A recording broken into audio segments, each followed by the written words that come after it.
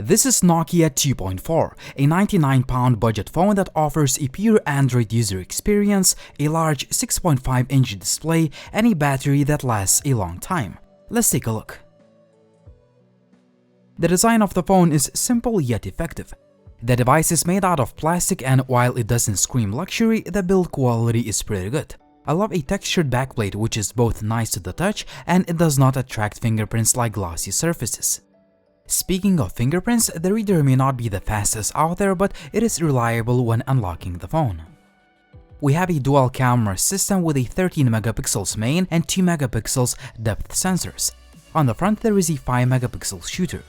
A 720p plus display may not be the sharpest out there, but is good enough for everyday use, especially considering the price of the phone.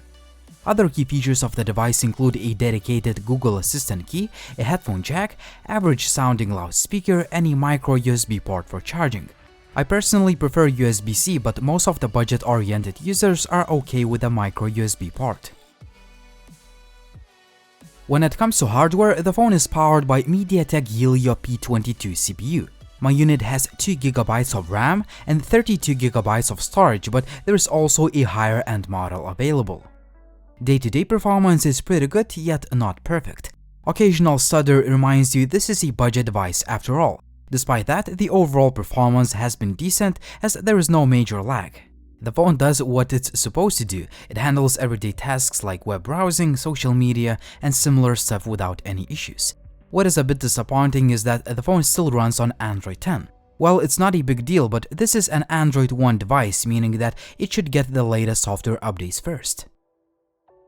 Nokia 2.4 was not designed for hardcore gamers, but the performance is surprisingly good in some of the games. For instance, Asphalt Extreme runs quite well. There is some stutter and lag in games like Call of Duty, but this title is still playable.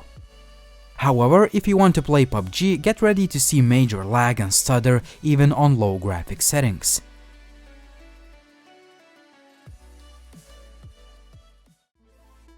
Daylight image quality is very good considering the price of the phone. The pictures come out nice, sharp, and detailed. In low light, the camera's night mode produces okay-looking images. The quality is not the best, but this is what you have to expect at this price point. Portraits look okay, even though you may see some artifacts in some of the shots. Same can be said about selfie portraits. Low-light selfie quality does not really impress. Video quality using both main and selfie cameras is decent, but it's quite shaky due to the lack of any sort of image stabilization.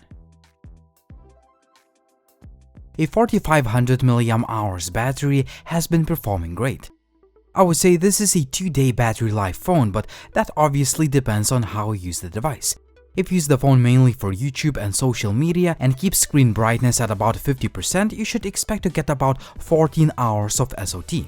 Cut this time in half if you want to use the phone for more intensive stuff at a higher display brightness setting. Unfortunately, the phone does not support fast charging, meaning that it will take about 3.5 hours to fully charge it. In conclusion, Nokia 2.4 is a cheap phone that's good enough for basic everyday use.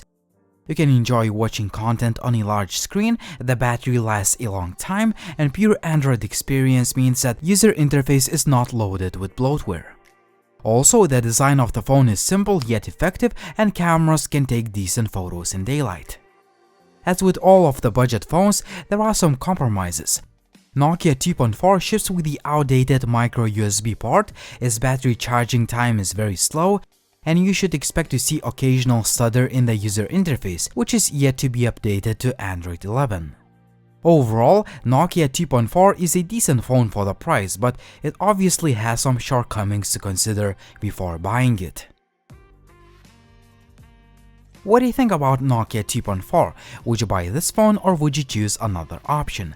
As always, like the video if you liked it, please subscribe to the channel if you haven't already, and as always, it was Linus, thank you for watching and see you soon.